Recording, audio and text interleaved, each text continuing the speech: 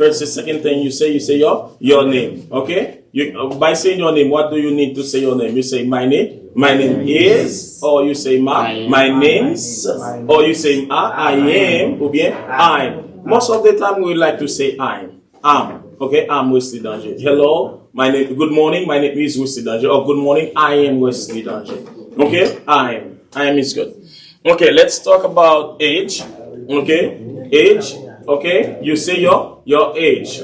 Okay, what question do you ask when you want to know the person? How old are you? How old are you? You say I am, and then you put the number plus years old, right? I am plus the number plus years old. I am 35 years old. I am 45 years old. I am. How old are you, Mister? How old are you, sir? How old are you? How old are you? How old are you? I am. Mm-hmm. What number? What is the number? 50 years old. 53 years old. Okay, we're gonna talk about the numbers. Don't worry. Okay. All right. So, how old are you, sir? I am 41. 41 years old. Yes. How old are you, Mr. Oni? 44 years old. 44 years old. You are 44 years old. Yeah. And how old are you, sir? How old are you? How old are you? I'm 20 years old. 20? You are young. You are so young. Tu as 20 ans? 20, c'est 20 ans. Comment se dit? Quel âge? 20 ans? Oui, 20 ans. Oh, c'est funny. Okay. All right. We're gonna don't worry. We're gonna learn about the numbers. No, pas inquiéto. Nous allons apprendre the numbers. It's like your little brother. Yeah. Okay. So that's your little brother. Yes. Oh, he's your brother. He's your elder brother. He's my uncle. He's your uncle. Yeah. Oh, you got a lot of family. Yeah, your uncle. That's a big family. Oh, that's good. Okay, that's good. It's okay. What other things we talk about? We talk about place of origin. That means where are you from? Okay.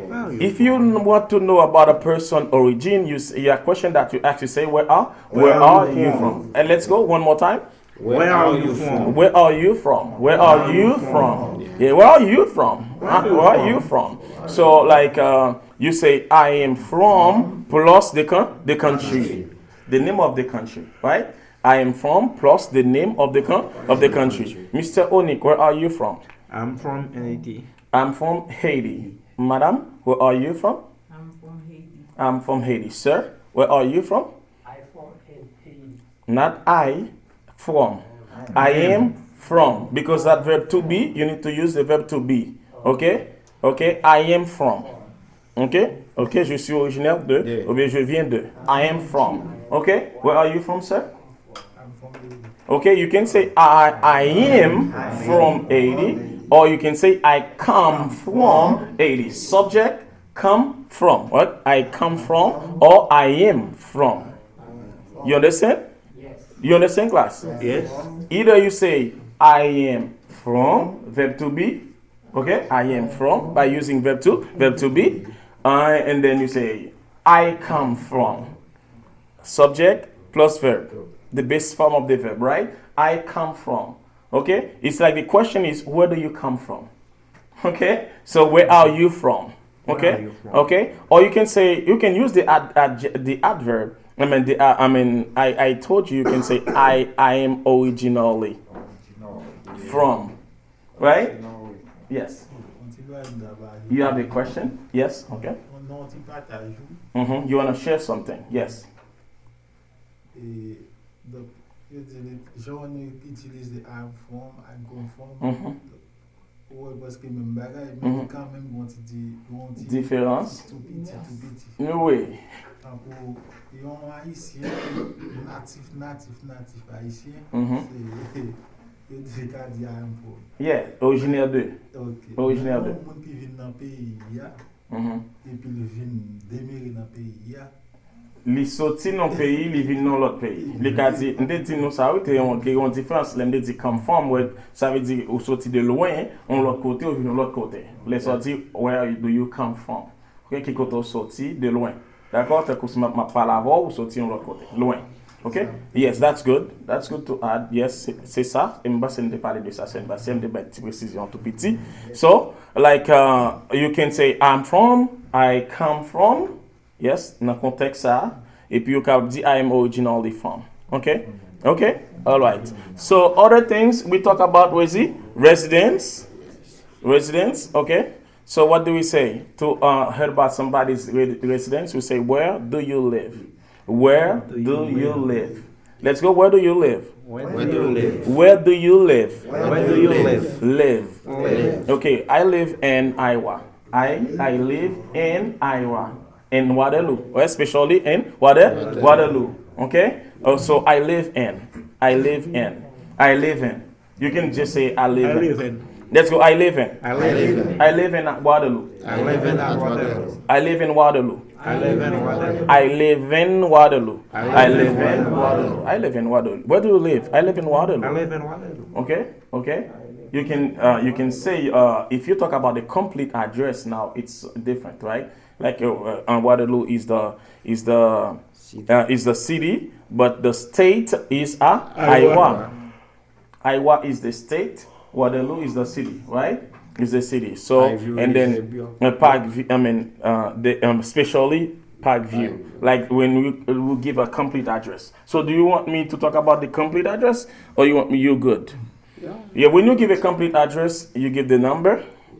Okay, you give your number. Yeah. Like for example, I live in Waterloo, like Parkview, right? At Parkview, there's a number sometimes, right? And you say the number, okay? Because everybody have a zip code, right? Yeah. The place have a zip code in the place, right? There's a zip code. So someone qui got zip code. No one has a zip code, right? Yeah. You know what a zip code is, right? Yeah. Okay, so. Alright, si on a des questions sur ça, nous avons parler de lui, dans le cas contraire, on continue. Sur question, il va avoir mon adresse. Adresse, ou by numéro, ou by ville, et puis ou by zip code là. Yeah. D'accord? You give state, city, zip code. Right? State, city, zip code. Alright, nous t'ai parlé tout de monsieur de Meros. Zip code is a postal code used by the United States Postal Service. Siri is answering me. Oh my God. He's listening. Yeah. She thinks I was talking to her. She thinks I was talking to her. I'm sorry. I'm not talking to you for now. I don't need any information. I know what I'm talking about. Yeah, she just attending my class without knowing if she was there. Where Siri toujours attend nous? Zip code. Okay, monsieur. So, all right. So, we have question also about residence? You okay? You okay with that? Yes. Yes? Talk about your residence. You okay? Yeah. Yes? Question before I go further. No. Marital status? Marital status. Status, monsieur, c'est statut. Status, c'est statut. Ok? Marital. Ouais, comme si m'écrit, m'fait D à ton nom D. Marital.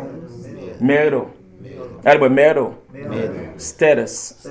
Status, c'est statut matrimonial. So, are you married or you single? Ok? So, si moi marié, me dit I'm married, pas vrai? L'expression c'est to be married qui signifie se marier. Ou bien être marié, pas vrai? To be married. I am married, je suis marié. Nous songez ça, monsieur? Yes. Ok, I am married, je suis marié. I am not married. Je ne suis pas marié. Ça, c'est la négation. Pas vrai? I am not married. Mais si vous demandez mon est-ce qu'elle est mariée, posez une question. Can I say that? Yes. Can I say that I will get married? Yes. You can say we'll get married. To get married also means you have a project to marry. You have the plan to marry, but you're not married yet. Okay. Ok? Gain le mot to get married to monsieur. Débat, on va connaître si on parler de get married. On va faire parler avec nous de ça, tout petit.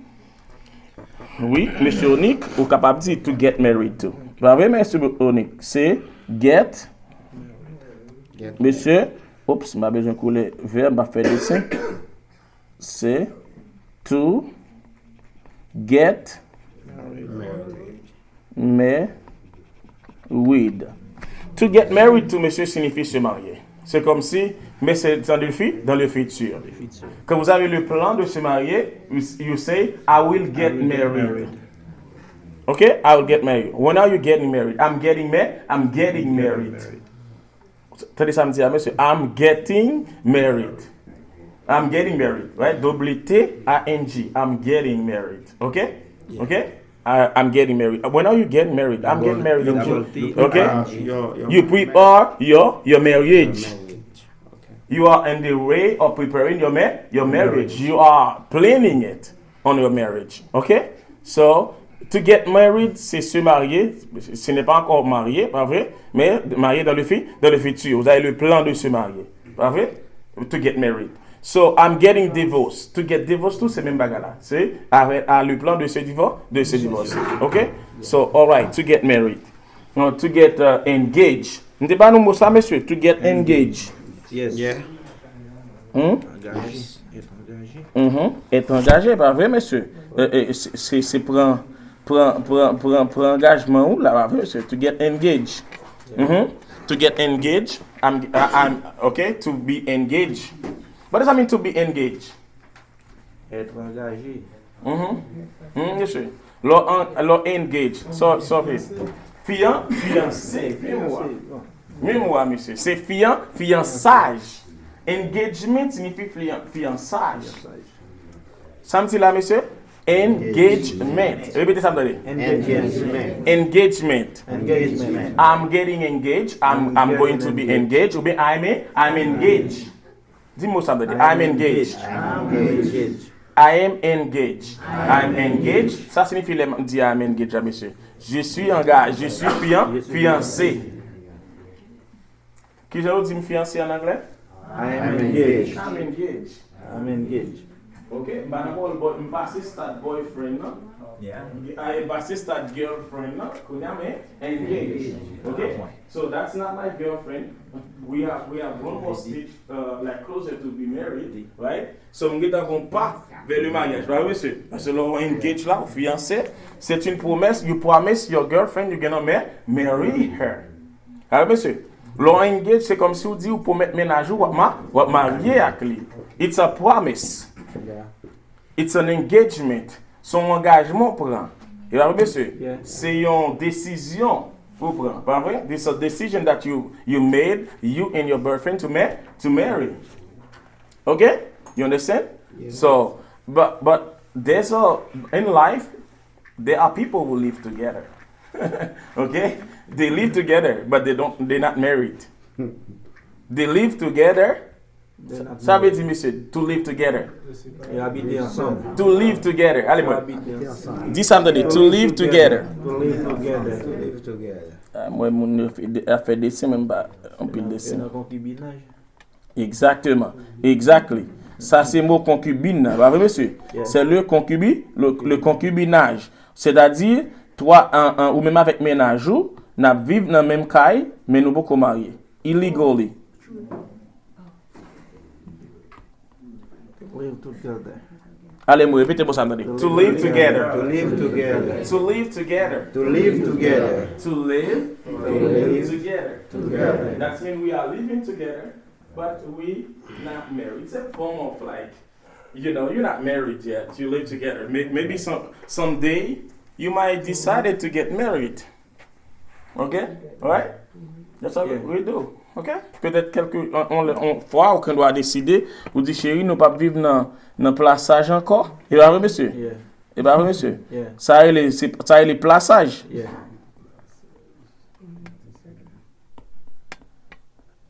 Et bien, monsieur. On allez, dis ça, attendez. To live together. To To live together. Les wap ménage, when you and your boyfriend or girlfriend, you choose to live together, it's a long period of time. They mostly use that word, which is say partner. Hey, but partner. Partner. Partner. Partner. My partner. My partner. Allez, me and my partner. Me and my partner. We live together. I live with my partner. My partner. My partner. My partner. Partner. Partner. Yeah, my partner. My partner. So, là, ça, c'est pas un girlfriend ni encore. Yeah, oui, monsieur.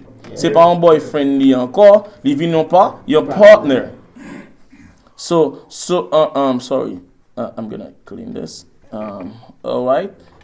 N-E-R. Partner. My partner. Pas vrai? Yeah. That's my partner. Okay? My partner. My partner. Boyfriend and girlfriend, it's okay. Like, we can be girlfriend and boyfriend, but if we live like 5 years together or 2 years together, it's not boyfriend anymore. 10 And then we live together 10 years together. It's becoming a partner of life, right? So that's what you do. Like you guys figure it out together and see how we make it together. Maybe for the, maybe like planning to marry or and spend your life together, right? That's your life partner, right? You become a partner to you. Okay?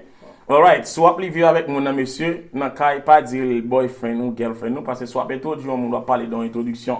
Like avant l'autre monde. Comme si on introduit ou dit moi avec ménage, moi nous gagne 5 ans ensemble. Et puis nous vivons ensemble, li vinn ti jan boyfriend et girlfriend pas trop bagay pour utiliser là. Il y a pour encore pas sérieux. C'est comme si relation sont pas sérieux monsieur. Pas qu'à vivre un monde ou appeler le boyfriend, ou appeler le girlfriend pendant on gagne 5 ans vivre avec elle. Est-ce que comment ça me dit là? So terme qui plus utilisé c'est pas partner. My partner. Okay? My partner. Okay? All right. So monsieur on tourne côté TIA, nous allons parler de let's get back where we were. Qui ça nous fait parler encore? Nous allons parler de jobs. Jobs. Allez moi monsieur, jobs. Jobs. Qui je demande mon nom qui travaille il fait, ou qu'a dit what do you do? Allez moi. What do you do? OK? What do you do? Ça veut dire c'est parler de poser une question de occupation li. OK? What do you do in your life? OK? Non.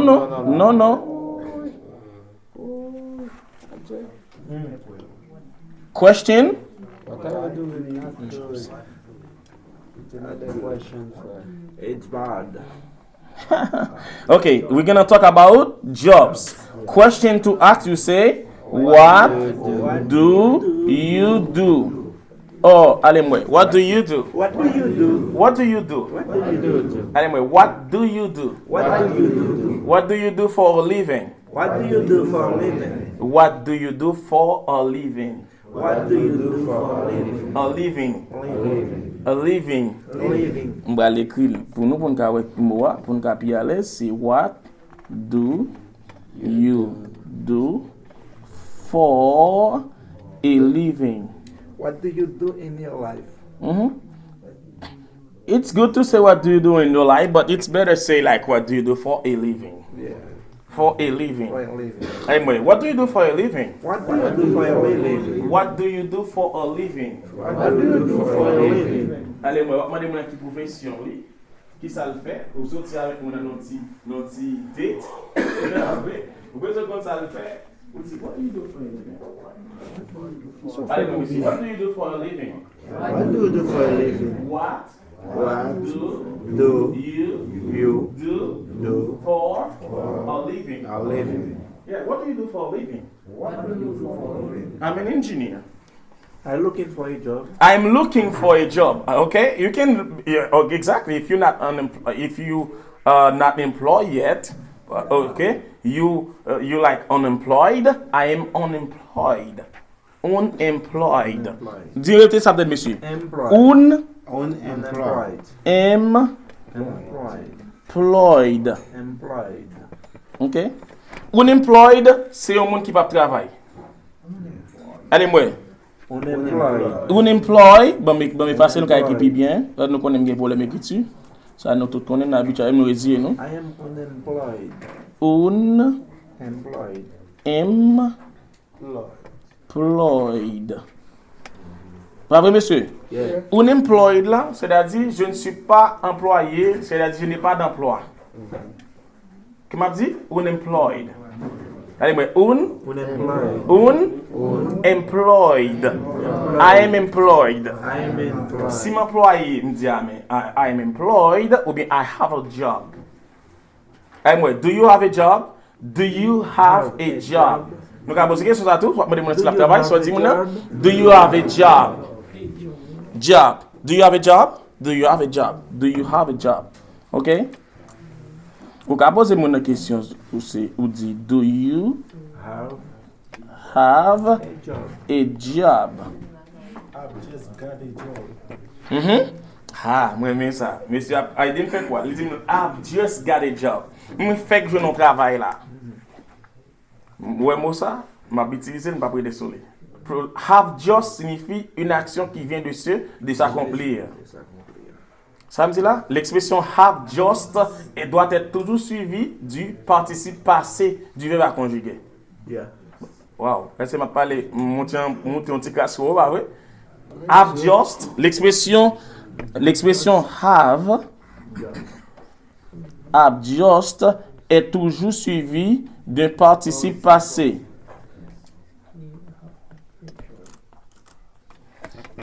Parler d'une action récente. Recent action. Okay? Have just is always followed by the past participle of the verb because have just is talking about a recent action. Mettez ça dans la tête, nous. Put that in your mind. Allez, moi, put that in your mind. Mettez ça dans la tête. Put that in your mind. Yeah, put that in your mind. Mettez ça dans la tête. Allez, moi, put that in your mind. Parce que en anglais, c'est ça. Chaque soir, apprendre, nous mettez en plus ou répéter, ou pratiquer, ou bien connaître. Put that in your mind. Ou bien me dire, never forget that. Ça me dit là, monsieur? Never N'oublie jamais ça. forget that. Allez, moi, monsieur, never forget that. Never forget that. I will never forget that. I will never forget that. Mais pas jamais oublier ça. Jamais pas oublier ça. I will never forget that. Dis ça dans toi. I will never forget that. Yeah, I will never forget that. Dis ça dans toi. I will never forget Dis ça dans toi. Et vous-même, monsieur? Et vous-même, monsieur? I will never forget that. Et vous-même, monsieur? I will never forget On allait pas. Be safety. That. I will never forget that. Yes. Whoop. Be safety. You got the shoelace. Yeah, shoelace. Your shoelace. I did la set shoelace. Oui, monsieur. Tie your, you got it, tie your shoes. Allez, moi, là, c'est fini, so. Tie your shoes. Tie your shoes. Tie your shoes. Vous avez dit, là, c'est tennis, mais vous dites tie your shoes. Tie your shoes. Tight. T-A-T. Bon, mais écrit bien pour nous, ouais? Non, elle est bien bawel. T-I-G-H-T. T-I-G-H-T. Ça, c'est participe passé. Avec monsieur. Past participle. Past participle. Participe. J'aurais écrit participe là. C'est la même façon d'écrire participe en français. Participle. Mais ça, c'est le français, pas vrai?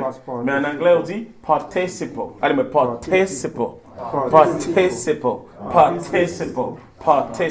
Past participle.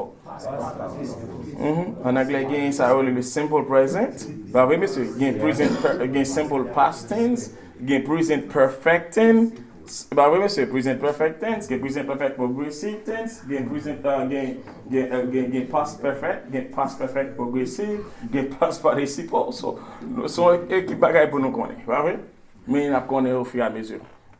On t'a parlé, l'on dit mon qui ça le fait dans la ville, on dit what do you do for a living? Allez, boy, what do you do for a living? What do you do for a living? What do you do for a living? What do you do for a living? For a living. Yeah, what do you do? What do you do for a living? What do you do? C'est qui ça vous fait? What do you do for a living? You can dire what's your occupation? Ou ka di sa tou? What's your occupation? Occupation. What's Monsieur ba vre monsieur, ou ka di moun nan sa tou? What's your occupation?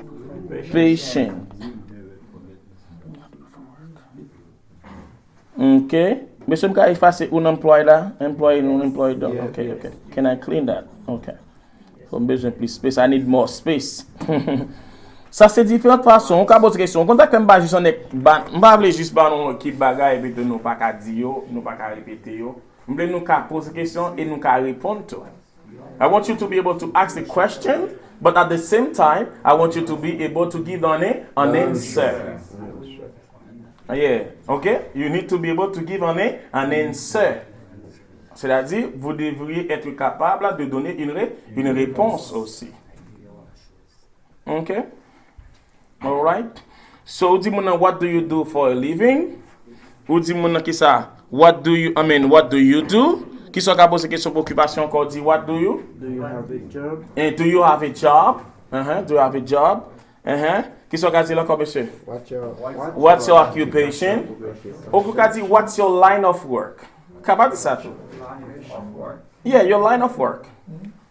What's your line? What's your Line? You skip why? What's your? Sorry. Oh yeah. Sorry. Thank you. What's your? You can say what's your line of work too. Okay, your line of work. Okay, all right. What's your occupation? What do you do? What do you do in life? Okay. So I am. Si ma di ma travail, m'ka di I get a job. Do you get a job? Okay. Yes, I get a job. Allez moi, I get a job. Yes, I get a job. Ou bien si ma cherche travail, ça veut dire I'm looking for a job. Répétez ça peut-être, monsieur. I am looking for a job. I am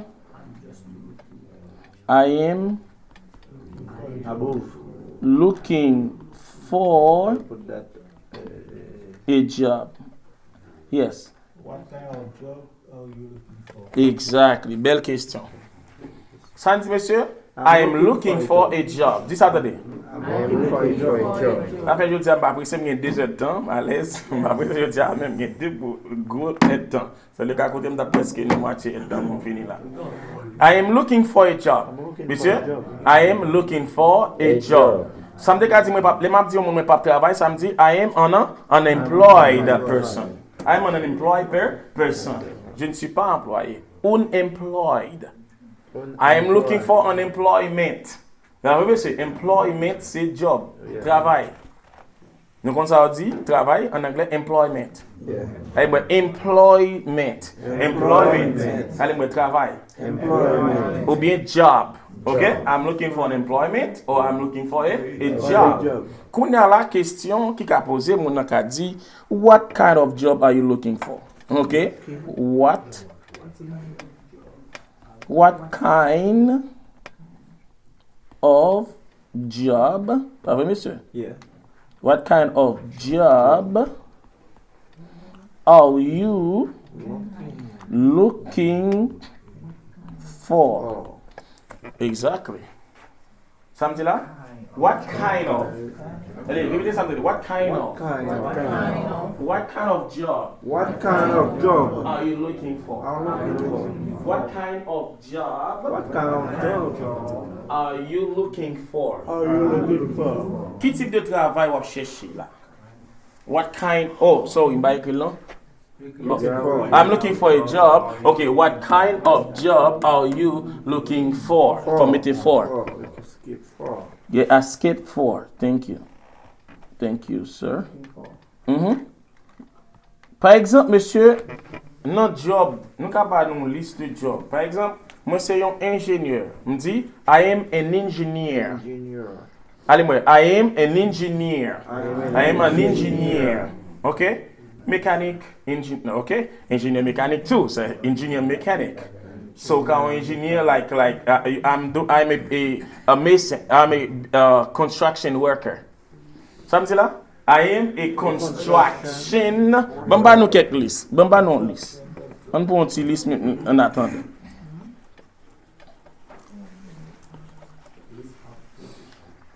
Bon font ti écrit. M'pa ka ba nou tout. Non juste après commencer ba nou quelques ti bay, pas vrai? List of jobs. Job.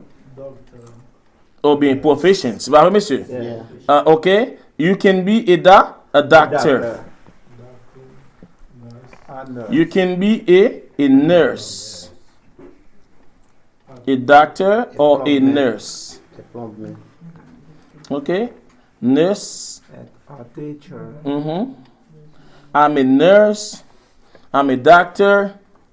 I am an engineer. Teacher. I am a teacher. I am a plumber. Ah, oui, monsieur. Yeah. Plumber. Plumber. Nou e plumber? Yo pa prononse B ya? Yo di plumber. Plumber. Allez, mais plumber. Plumber. Plumber. Pas plumber, non? Plumber.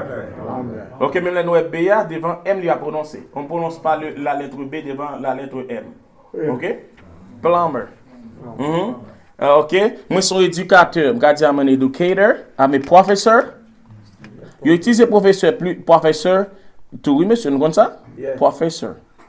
Parce que ça c'est un niveau university. Depuis nous dans niveau collège, université, on parle le teacher ou le professor. I'm a professor. Okay? I'm a professor. I'm a professor. Yeah, professor at the University of Iowa. Whatever. That's an example. Okay, monsieur. I am a nurse. Pas vrai? Yeah. Okay? A registered nurse. Yo lè ça en anglais. Yo capable di gen plusieurs niveaux dans nurse. Pas vrai, monsieur? Nous capable di nurse practitioner. Nurse. Ou ka son nurse practitioner.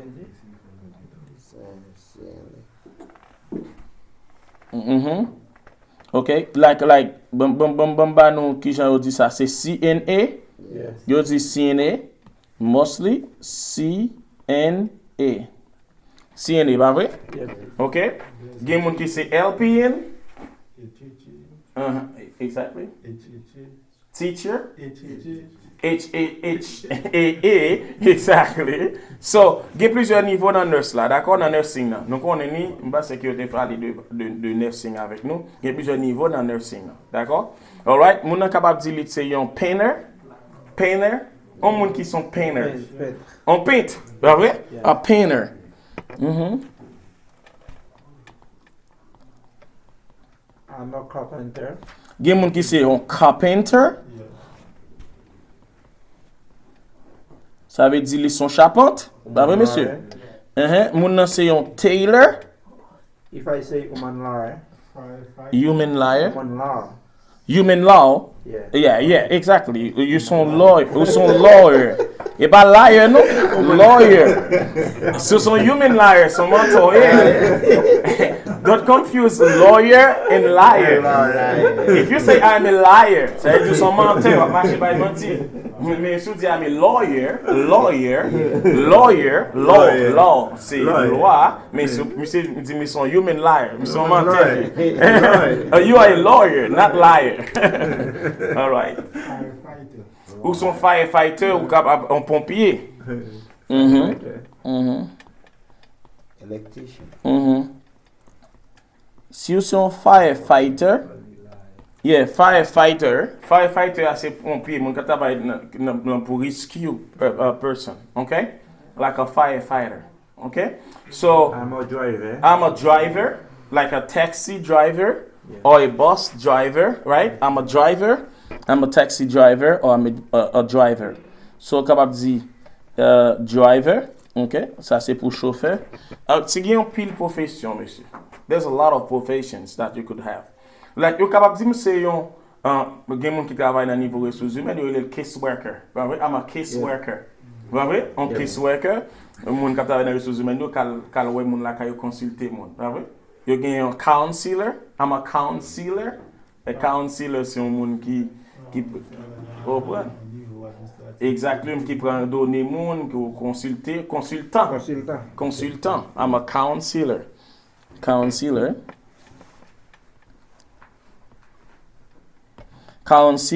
vous avez monsieur? Counselor, c'est ça? Counselor. Il y a plusieurs autres professions. So, nous prenons des professions. I'm an electrician. Electrician. Pas vrai? Yeah. Pas un monde qui est électricien là? Electrician? Electrician? Bah oui, c'est bien mon système pour en fait. Après, on va reprendre. Yeah. Mais bon, ici, il faut comme si à zéro commencer. Nous avons une profession comme si tout est à zéro. Yeah. So what else? Yes. Avocat, lawyer. Lawyer. Ça. If you want liar, not problem. Yeah, but don't say I'm a liar, but say I'm a lawyer. Okay? You are a liar or you want to become liar? Say that again. Non paralégal. Yes, yeah, paramedic. Yes, that's a paramedic. Paramedic, c'est le monde qui travaille dans l'ambulance, tout, mais qui a risque que mon lève, yo les ça paramedic. Non, on parle de ça qui travaille, assistant avocat. Paralegal. Legal, c'est légal. Legal, pour moi c'est legal. Paralegal, yes, legal. Journalist. I'm a journalist. Good job. Okay. I'm a police officer. Pardon, monsieur. You're a police. Monsieur, attendez, I'm a police officer. I'm a police officer. I'm a police officer. I'm a police officer. Yeah, he's a police officer. Police officer. Officer de police. I'm a sewer. I'm a sewer like moun ki yon couturier. Yes, exactly, sewer. Sewer. Yes. Ça c'est couturière. Mais ça c'est généralement gon l'autre façon de dire, yo dit seamstress. Yo laisse ça tout seamstress. Dentist. Yes, a dentist. Artist. So, nous pas parler de toute profession, mais nous pas parler de toute profession, je dis, après. Oui, profession moun ki la yo, c'est pas vrai. Qui ça nous fait? What do you do? I'm a teacher. You are a teacher? You was a teacher? You are not a teacher. He's a teacher. Oh, at Tyson? Okay. Okay, when you was in Haiti, he was a teacher. Yeah, when you were in Haiti, you were a teacher. Right now, you are a worker. You're just a worker. You work at Tyson, right? Do you work at Tyson? Yes. What do you do? I'm a teacher at Tyson. I'm a C'est nothing right after black. I'm a teacher at Tyson. I was a teacher, but at Tyson I am just a worker. Right? Okay, what do you do? You work at Tyson? No. Question, monsieur, listen to me. If I'm asking you, where do you work? Okay? Allez-moi, where do you work? Where do you work? La question, si maintenant de mon à côté la travail, on dit mon non, where do you work? Est-ce que vous comprenez, monsieur? Profession ou apprendre pour la vie. Ou pas qu'à dire moi, I'm a teacher. Okay? So, I'm a teacher. But now, you can say I'm a teacher, but now I am working at Tyson. So, moi-même, l'aime te fait paraître, c'est toujours comme ça. Donc, il y a des gens qui viennent là, qui sont des ingénieurs, des avocats, des médecins, mais qui trouvent dans une situation de travail dans une compagnie, ils savent faire un job. Okay? A profession pas job. A job is something you're doing to make money. Okay? But a profession is something you choose for your life. That's your passion. That's what you like doing. That's what you like doing, right? A profession is something you like doing. You choose it. That's your passion. But a job is something you do in order to make money. Yeah. Yeah, to make a living, right? Just like a job. Having a job, yes. Yeah. Ça fait professeur, nous faisons des blagues sur lui. En Haïti, nous ne pas regarder le professeur comme une profession. Parce que généralement, tout le monde qui n'a pas fait sens de l'éducation est comme s'il n'est pas professeur, il n'est pas qualifié. On va faire des blagues sur lui, mais il y a une profession, ça va apprendre pour toute vie. On va travailler dans le domaine encore. Mais il y a un docteur, Même qu'elle pas travailler comme Le domaine, mais c'est ça l'apprendre. Yeah, Exactly, yeah. un électricien, etc. But the Enseigner teacher, en Haïti, c'est pas garder comme profession. Oui, il garder plus comme bagaille, on a le fait comme et puis on a quand vient l'autre bagaille, il a quitté comme ça. ok, c'est comme si son pont qui connecté avec Yeah. on l'autre bord. Yeah, Pas vrai? yeah. All right, so yes. All right. Oui, Yes. c'est ça. Okay, if you- L'éducation du monde qui pas fait science de Exactly. Yeah. Exactly. Ça déjà, du monde qui pas fait science de l'éducation. Okay, that's what he said. He said like most of the time, a lot of teachers in Haiti, most of the time, that was not their passion to be a teacher, but because they don't have much choices, and it's easier to jump in a teacher's filling a teacher's wall in order to help him to get money in order to study what he wants or to do what he wants. Yeah. But if you choose to study education, to be in education field, like vous choisissez une éducation, you go to école normale supérieure so that you become a teacher. Yeah. Okay? All right? That's why we do in Haiti, but most of the time that's the difference. Okay? Okay? Okay, monsieur, on va continuer. On va parler de l'autre monde qui ça le faire, soit dit. Monsieur, soit monde qui profession soit dit. What do you do for a living? Bam quatre façons comment dans mon profession li. What do you do? What do you do? What do you do for a living? Deuxièmement, what do you do for a living? Troisième, do you have a job? What's your occupation? Mhm. It's a pretty great game. Siri is listening to. He said he's a virtual assistant. So that's what you're doing. So where Siri a parlé avec là, monsieur? Il dit son virtual assistant. I don't have an answer for that. Is there something else I can help with? So, où est-ce que là? Il a parlé téléphone, attendez nous.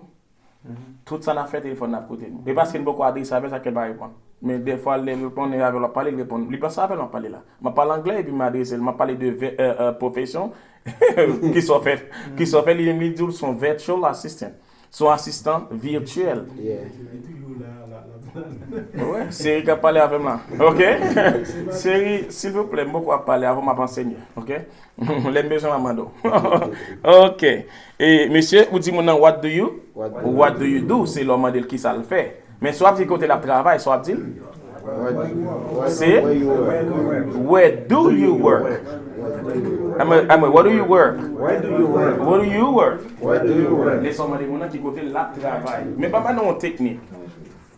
Généralement, on dit mon lors dit mon ma travail tel côté, yo puisse utiliser at. I am working at Tyson. Ouais monsieur, I am working at. Yeah. Généralement, vous finissez dire ma travail mettez at. I'm working at. Parce que un doigt son endroit qui pas déplacé, son bail qui fixe, il pas déplacé, son adresse fixe, ou dit at Tyson. I'm working at Tyson. Donc moi-même, je travaille dans Well Grace Project, je dis I'm working at Well Grace Project. Yeah. Mais si besoin de dire dans quel département, je dis I'm working at Tyson in tel bagay. Nous commençons à dire dans tel département. Département de sales, là. OK, dans le département de vente. Yes, exactly. Like, laisse à mon exactement quand on travaille, quand on joindre on travaille au côté parce qu'elle connaît dans le département que on travaille. D'accord? Mais généralement, on dit on travaille au côté, on dit I am working at. Il y a des gens qui disent I'm working for. Je travaille pour mon tout. I'm working for that company. OK? So laisse la suivi de non compagnie. OK? I'm working for that company or I'm working at that company.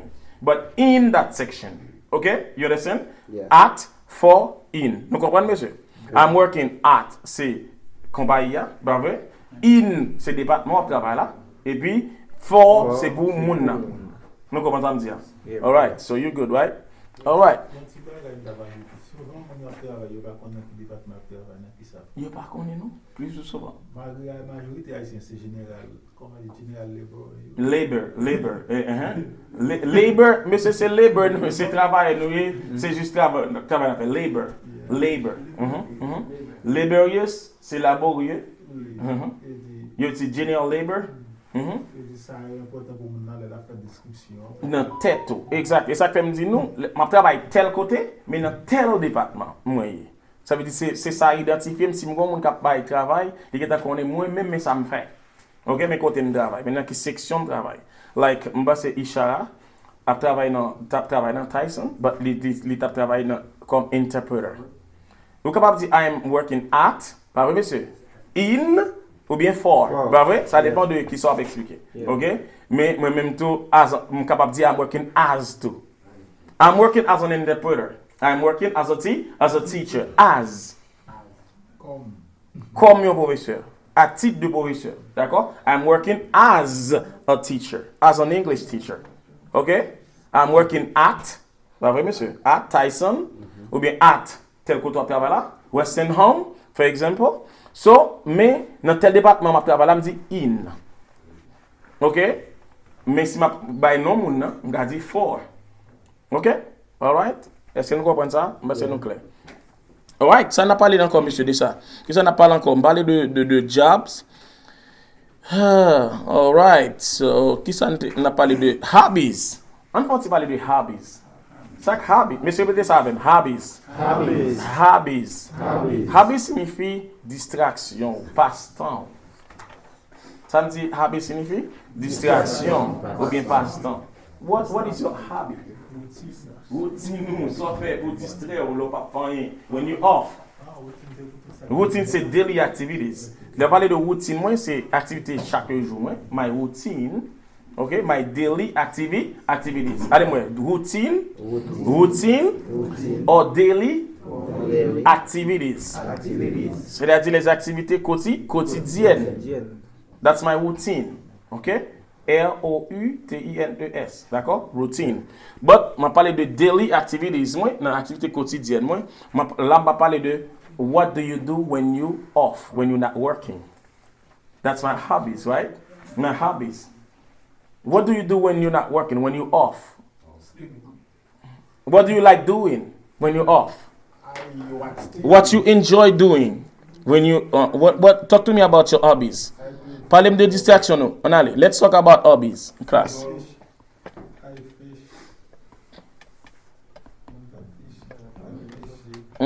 Let's talk about hobbies. I love fishing.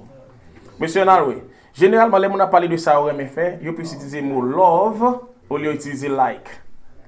D'accord? Mais après, vous utilisez le mot love, vous mettez ing derrière. Allez-moi. I love teaching.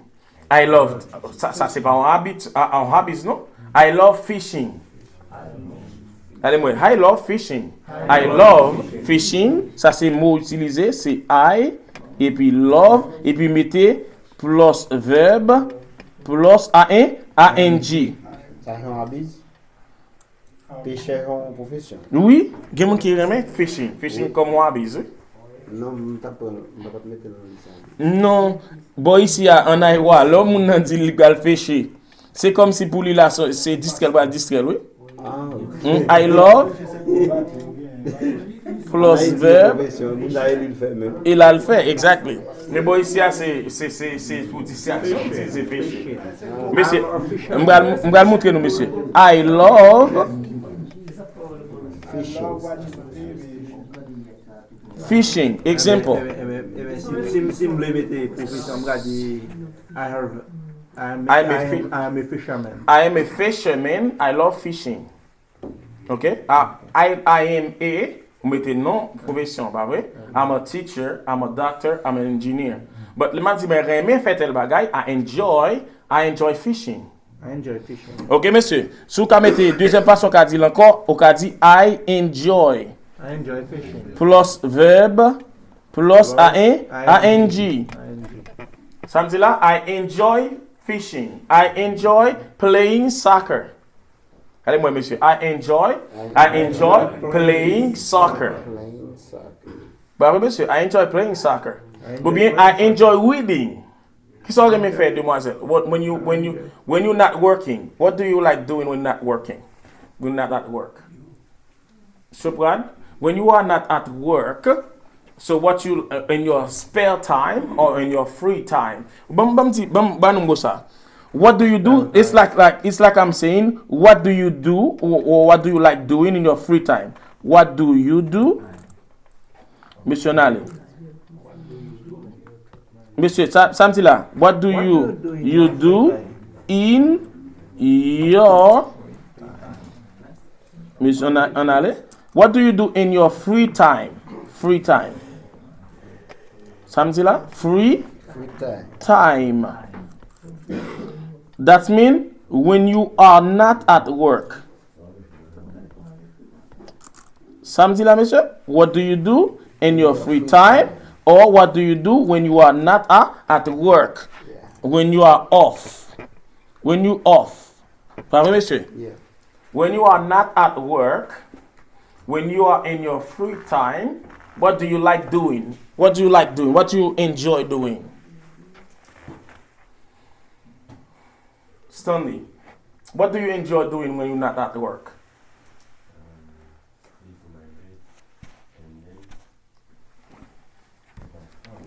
And you are laying in your bed and you got your phone, you like scrolling Facebook, you like scrolling WhatsApp, I mean like talk on the phone? You like talking on the phone? Okay. So that's what you enjoy doing when he's not at work. He say, I enjoy talking on the phone, laying on my bed, and then talking on the phone, or playing in my phone. Like playing my phone. So, okay, next person. Mr. Onik, what do you enjoy doing when you're not working? When I'm not working, I enjoy to listen to the music. It's MTING. I enjoy listening to the music. I enjoy listening to the music. Okay? Okay, Onik, dis-moi. I enjoy Listening to.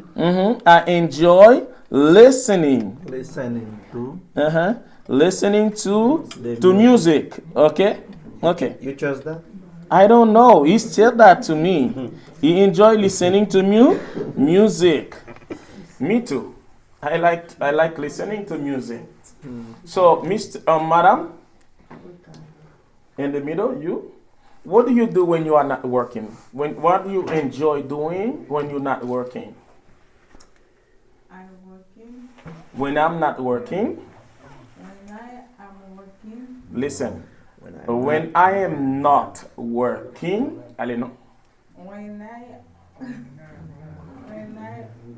I'm not.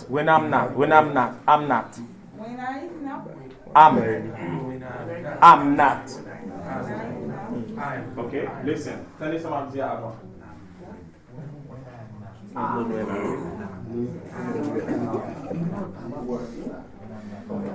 When I'm not working. No, okay.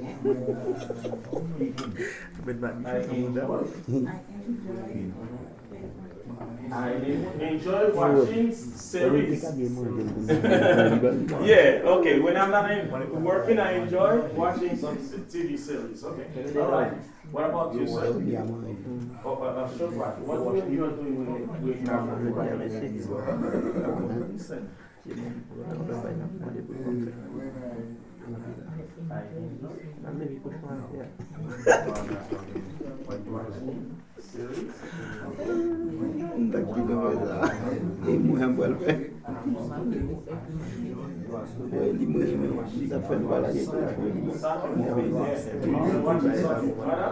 Can you tell me what you do when you're not working? What you like doing?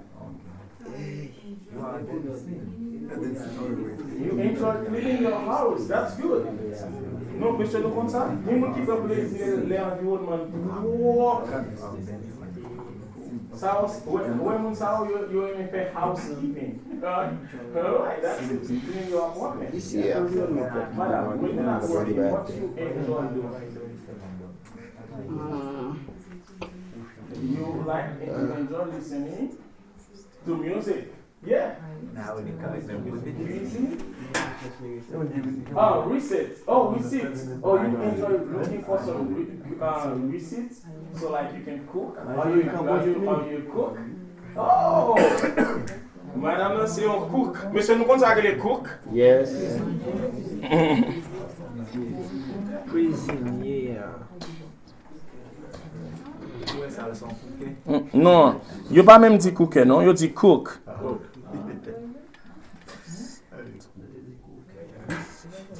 She's a good cook. Yeah,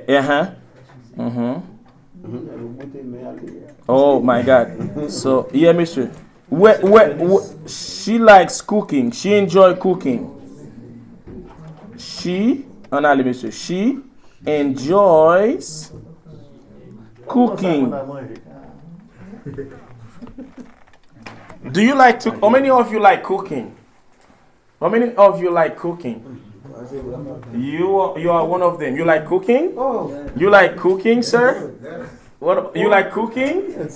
You like cooking too? You are? You like cooking, madam? Do you like cooking? Yes. You too? How many of you like food?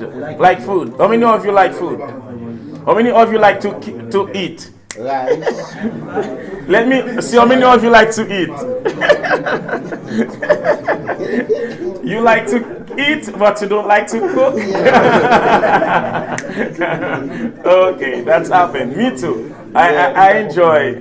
Right now, when I was in Haiti, I did not enjoy cooking. But right now, I enjoy cooking because I have nobody to cook for me. So my mom used to cook for me, but right now I'm supposed to cook. So I cook. Ok, monsieur. Nous parler de nous fin parler de profession, monsieur, de occupation. Ça nous met fait encore, monsieur, comme titre de loisir. I enjoy playing guitar. Oh, you enjoy playing the guitar. Okay, that's good. What do you enjoy doing, Mr. I enjoy playing trumpet. Trumpet? Yeah. Okay. Do you know how to play trumpet? Yes. Okay. Making news. I enjoy making news. Making news? It's like listening to news. Listening to news. Yeah. What else? Qui ça nous vraiment faire nous pas travailler, monsieur?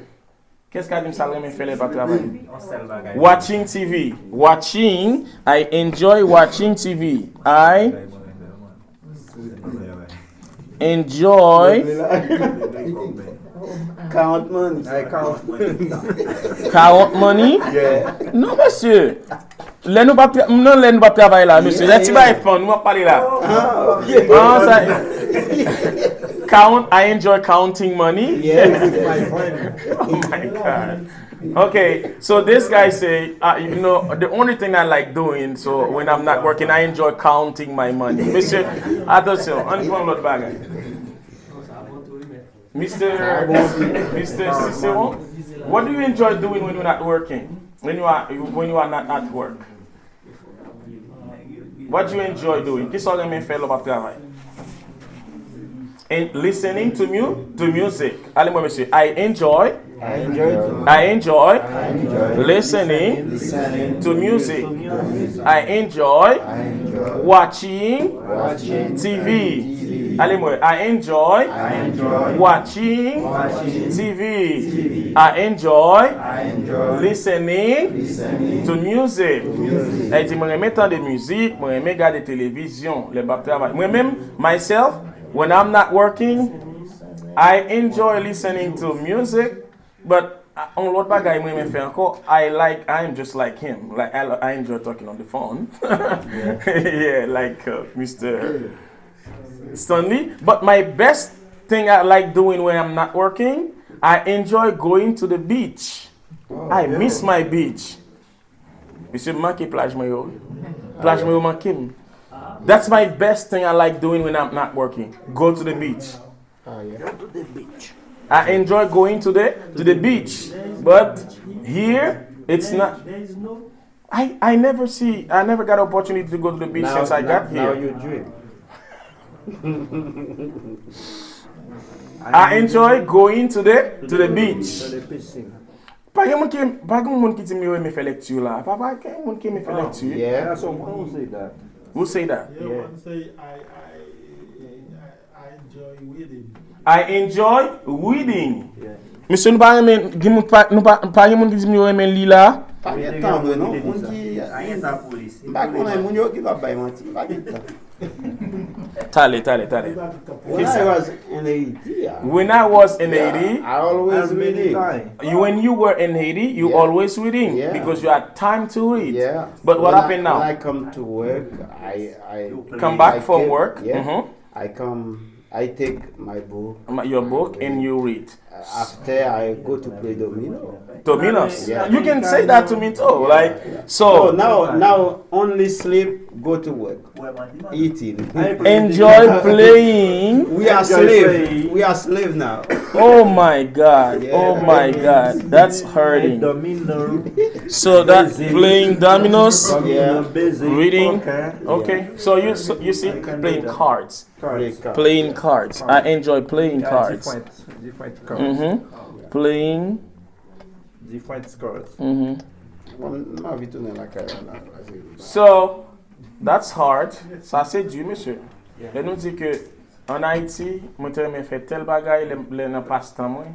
Kounya nou pa gen passe-temps. We have no leisure time. You always a leisure time to me. Leisure time. Allez moi leisure. Leisure time. Ou bien spare time. Spare time. S-P-A-R-E. Spare time. In my spare time. In my leisure time. In my free time. Okay? My free time, my spare time, or my leisure time. So now we have no hobbies. Here, it's go to work, Yeah. go to bed. Yeah. Go to work, go to bed. It's sad. But you gotta do it because that's what it is right now. Oh. Okay. Leisure time. Leisure time. Oh, leisure? L.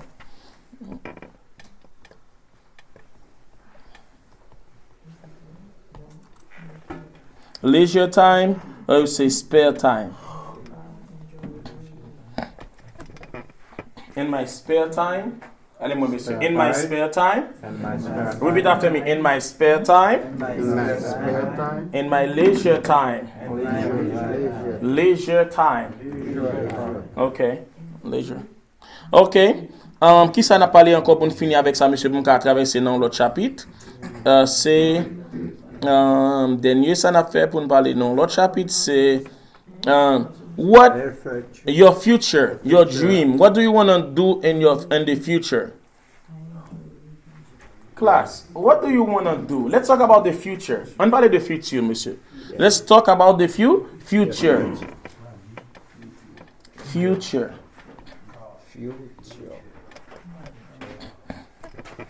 Monsieur, let's talk about the future. On parle de l'avenir. Comment c'est avenir en anglais? Future. Future. Future. Future. Future. Yeah, my future. My future. So what, Mr. Onik, what do you want to do in your future? How to buy a car? I want to buy a car. That's good. What do you want to do in your future? So, what do you want to do in your future, sir? In the future, I want to have my own business. Oh, in the future, I want to have my own business. I want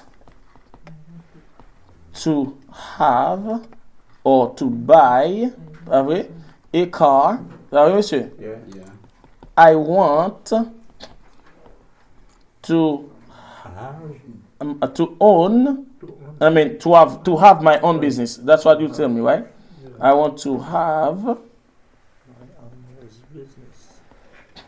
my own business. So that's monsieur dit I make get pour entreprise. I want to have my own business. Young man gives him I want to buy a car. I want to buy a car. Car. Allez-moi, car. I want to buy a car. A car. Buy. A car. Car. Allez-moi, fais bouche nous comme ça moi sin à l'aise avec car. Car. I want to buy a car. I want to buy a car. I want to buy a car. Car. Yeah, I want to buy a car. Yeah. So I want to buy a house. I want to buy a house.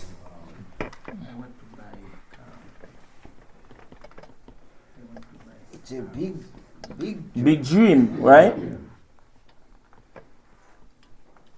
It's good to dream, right? Yeah, I plan to buy a car. Quand I plan to, ma planifié. Ou bien I'm planning to. I'm planning. To. Ou bien I have a dream to. Ou bien I want to. Pas vrai? It's my dream. C'est mon rêve. C'est rêve, ouais. It's my dream.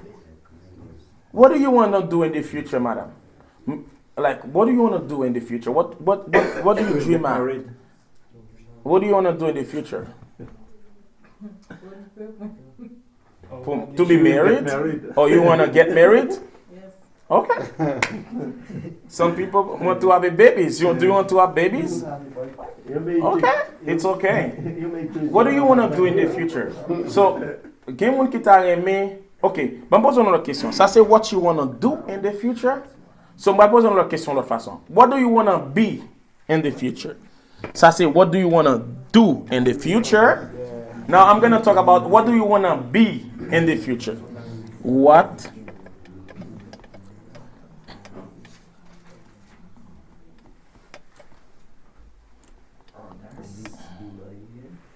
monsieur, what do you want to be in the future?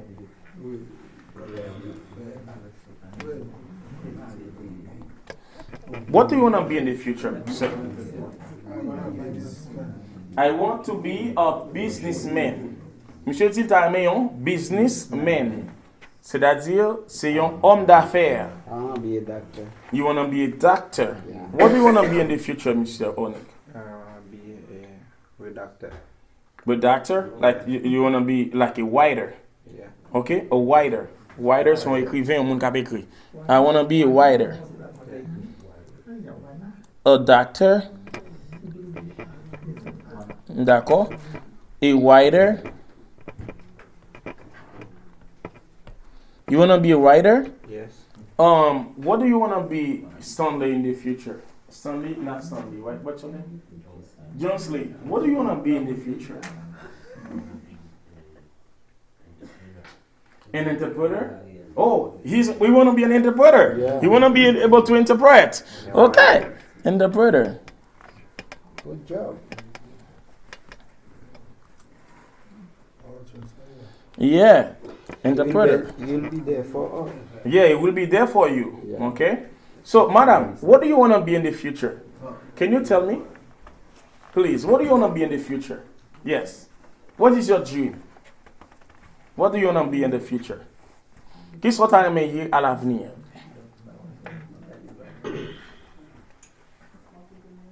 Entrepreneur? Entrepreneur. Entrepreneur. Yeah, they say that. Entrepreneur.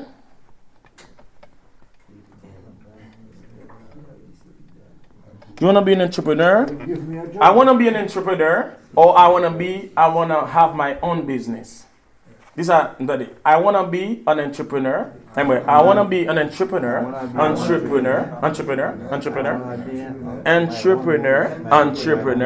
Ou bien, I want to have my own business. I want to have my own business. I want to have my own business. I want to have my own business. I want to have my own business. My own business. Yeah, I want to have my own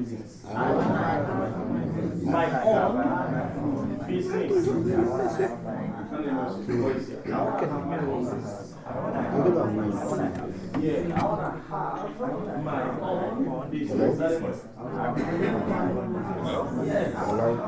Good morning, this is Jordan from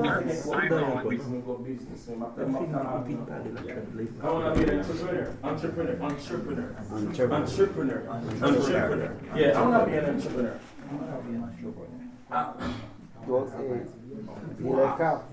A dealership. I want to work in the dealership, but car dealer. Car dealer. I want to be a car dealer. Yeah, boy, si I get a job, ça. En pile. Somebody qui fait un pile l'argent, ça me c'est ce que je dis là. Ouais, car dealer. C'est mon qui fait un pile comme. Il travaille dans une compagnie qui vend une machine. Il seulement a fait négociation, les gens achètent machine pour le dialogue pour acheter machine pour le faire compagnie à fond pourcentage, les gens la font pourcentage. Okay? I want to be a car dealer. Allez, moi, car dealer. I want to be a car dealer. Deal machine, passing machine. I want to be a car dealer. What do you want to be, Mr. Figaro? A car dealer? Car dealer? Okay. We said that you aime dealer car. A car dealer. Li gen kob la dan? An pil kob. E yo tim sa. E moun ki yon talent pou sa se moun ki kon negosi. I wanna be a bus driver. You want to be a bus driver here? Driver. Oui, boy, ça fait quoi, oui? I want to be a bus driver. Sans licence. But you need to have your driver license, okay? You need to have the first thing first. You need to have your driver license. License. Comment on dit licence? License. Eh moi, license. Anale, kuna la dit permis de conduire, c'est driver license. Driver license. Mais écrit pour nous, driver.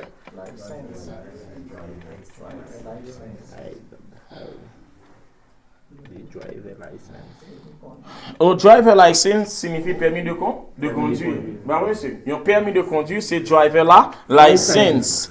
OK? So ça c'est pour les bagages pour nous gagner ici si nous besoin conduire. Driver license. OK? So I see permit also. you can say permit. On driver permit, it's not a driver license. Your driver permit, pas un driver license. Là où un permis de conduire, il pas en licence. Ouais, permis de conduire là c'est on fin passer test là, yo ba on fasse un permis pour conduire à commune. Haïtien fait en pile ça et ça boy ici à l'el final dans di oti test là. Yo ba moi même gen un driver permit, I need to have somebody to drive with. I need to have somebody who has a driver license and then I can drive. I cannot just go drive with my driver permit by myself. It's a permit. Okay? Par exemple, ça, c'est un driver permit. You understand? That's my driver permit. I need to have somebody who has a driver license to drive with. Tant que matin, moi qui venu sur machine, moi conduire, mais moun qui côté maintenant, il gen licence. Machine assuré tout bagage. OK, exactement. Mais si on a au jeune ça va continuer là, il y a seulement avec comme ça pour tout, il y a pas tout. On doit ça. Ou pourquoi légal oui. OK, ou légal pour conduire à commune. Pour qu'à pratiquer. Ou légal pour qu'à pratiquer pour conduire à commune. Mais il pas trop bagaille pour juste conduire pour contour. D'accord? Avec un driver permit. Gain un certain temps, les arrivés on pas conduire. Okay, all right, thank you so much. I like this question. Driver permit is not a driver license. Okay? Monsieur Samdi là, driver permit is not a driver license. Un driver permit, on va mettre conduire mon licence. OK? Attention. Pour cette là, on va en pile valeur avec ça. OK? So let's continue to talk about something else. So dia nous fin parler de ça, on parler. Par exemple, quelqu'un qui dit semaine prochaine m'a prend tout ça, n'a résumé pour nous seulement camper dit nous introduire tête nous avec. Par exemple, me dit pour exemple, avant de passer à l'autre étape là, c'est me dit hello. My name is Wesley Danger. I am from Haiti. I am 40 years old. I am a teacher. Right now, I'm working at Wellgrace Project as a teacher and also a Haitian outreach coordinator. So I enjoy watching TV in my free time, and I want to be a project manager.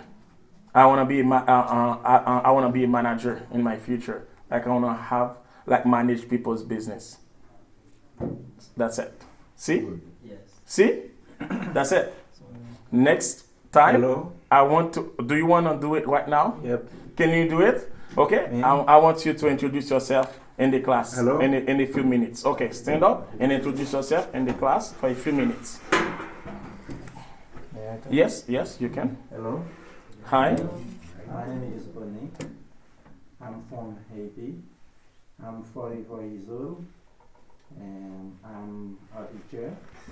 My hobbies, I enjoy to play the trumpet. Trumpet. Trumpet.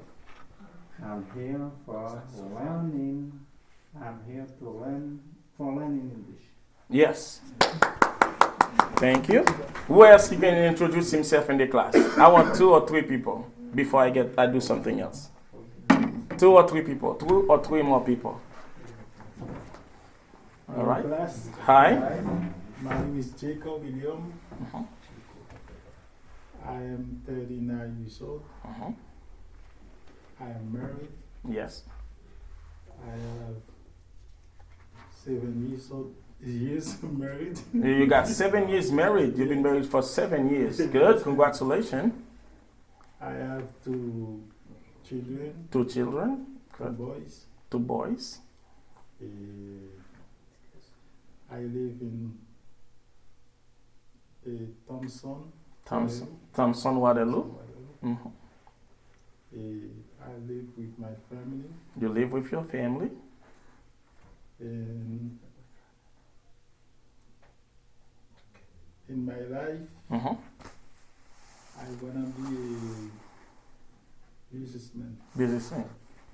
I enjoy playing guitar. You enjoy playing the guitar. Yes. I'm here with you for learning more about English.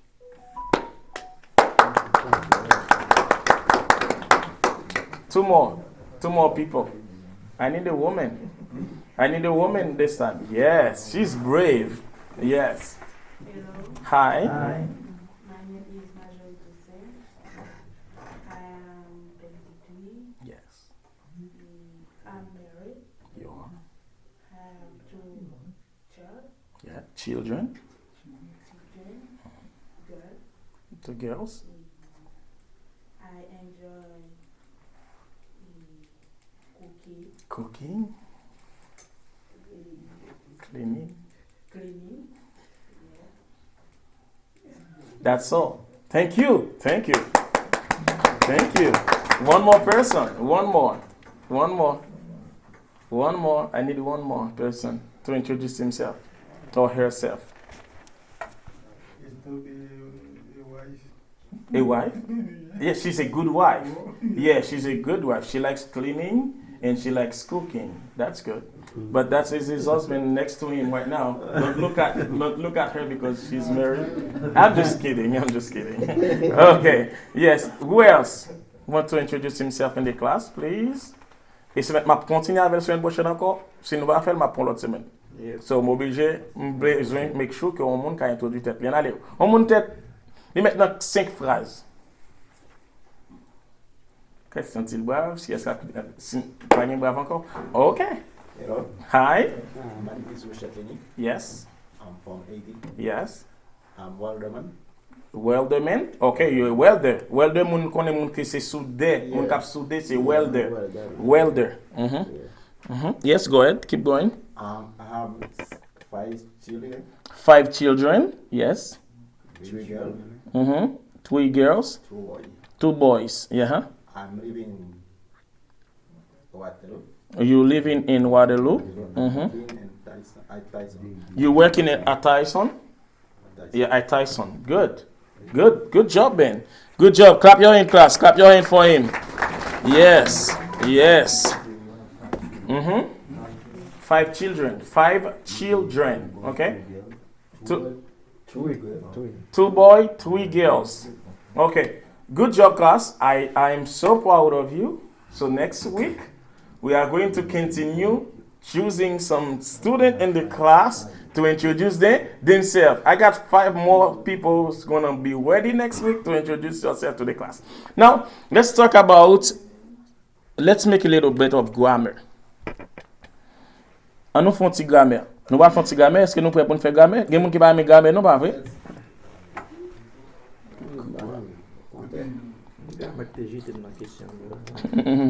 N'après ouais verbe to be avec moi, n'après ouais verbe to have avec moi jodi a. Et si possible n'après la forme négative, pas vrai, et forme affirmative yo, et question. D'accord? Let's talk about verb to be. Can somebody tell me, conjugate for me, verb to be into simple present tense. Est-ce que vous pouvez conjuguer le verbe être pour moi? Verbe to be into simple present tense affirmative form.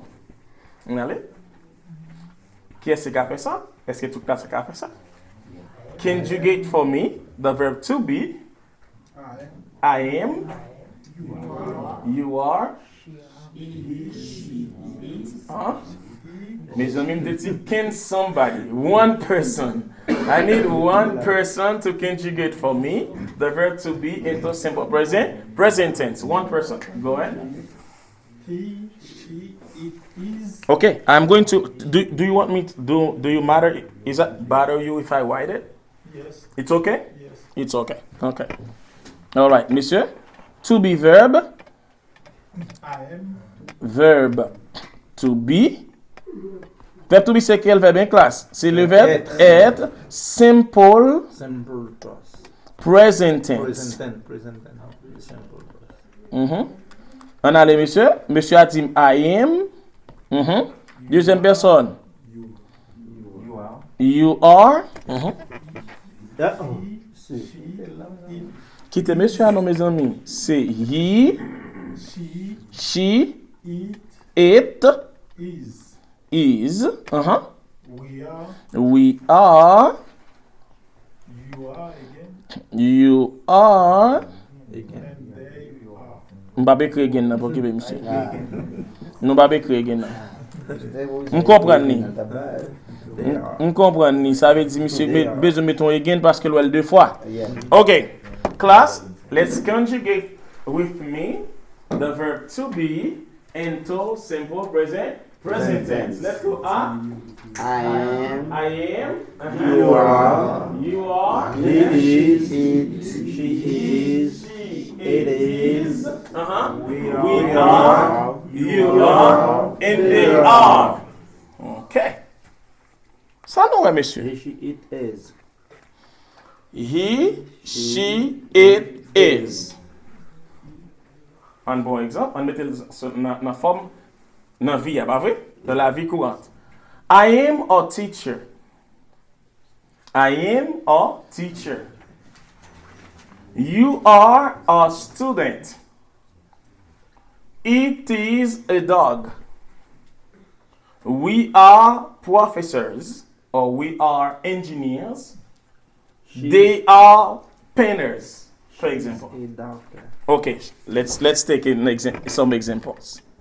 You say, I am a teacher. Example, I am a teacher. You are a whatever, a doctor. A doctor. Bravo, monsieur. She is a nurse. He is an engineer.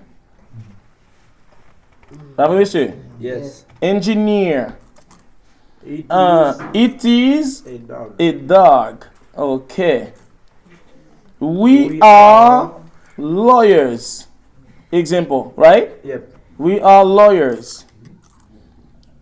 You are what? Nurse. Nurses. Nurses. Okay? You are, on dit que d'après nurse, j'en pour l'autre profession. You are carpenters. Carpenters. Carpenters, right? They are Swimmer. singers. Swimmer. Oh, il y a un monde qui dit singers. Ok. Mesdames et messieurs, chanter sur TikTok. Ok? Laisse-moi parler de tête, bon, monsieur, samedi. Ah, I am. Si mon a parlé avec moi en face, moi dis you are. Laisse-moi me prêter sur mon, pas vrai? You are. Si c'est donc l'autre mon a parlé samedi, she is. Laisse-moi c'est une fille, pas vrai? Oui. Un garçon. He is. Ok? Yon chose. It is. Shows or animals, like you can talk about things or animals, it is. We are, I am included. You are, I'm not included. Okay? They are, okay? They are, I'm not included. For example, on prend une démonstration de comment apprendre quelqu'un mon avec. Stand up, stand up, stand up, stand up, Oni. Stand up. Can you stand up, please? Stand up, please, yes. Okay. Look at that. I am a teacher. You are a student. He is a carpenter. She is a nurse, right? We are teachers. You are carpenters. They are, I'm not included, they are students. Example. Okay? You understand? Yep. You understand? Yep. Okay. Okay. Some example for it. For it. Some example for it, yes. It is a cell phone, right? It is a cell phone. Do you understand, class? Est-ce que vous comprenez? Yep. Can they sit down? Yep. You okay? One more? One more time? Okay. It is my hat. It is my heart. Yeah, it is my heart. I am a professor. I am a professor. Ça c'est moi. Mettez-moi sur moi. I am a professor. You are A carpenter. a carpenter. Because I'm talking to him. I put my finger on him. That for singular. Yeah, for a singular. Yes. It's masculine. Yes. Singular. Okay. He is. Ma parle un garçon, un male. Pas vrai? I'm talking about a male, but a singular person, one person. I say he is. I'm talking about a female, she is. Okay? If I'm talking about a thing, it is a cell phone. It is a cell phone. I can say that it is a notebook. It is a notebook. It is. It is. Pour qui ça c'est it? Parce que c'est des choses. I'm capable de dire. It is a pencil. Yes. It is a pencil. Okay. It is a pencil sharpener. It's a pencil sharpener. We are friends. We are Haitians. We are teachers. Right? Example. They are students. You understand? Yeah. Okay, thank you so much. Thank you so much. So, sometimes this is the full form of to be. Okay? It's the full form. But sometimes we have the short form of to be. We call it in English contractions. I don't say I am, I say am. I'm a teacher. I'm a doctor. I'm a teacher. I'm a doctor. I'm a carpenter. Okay? The contraction form. We have the contraction form by cancelling one vowel and we place the vowel by an apostrophe. On fait la contraction en faisant une élision de voyelle, en remplaçant cette voyelle par un apostrophe.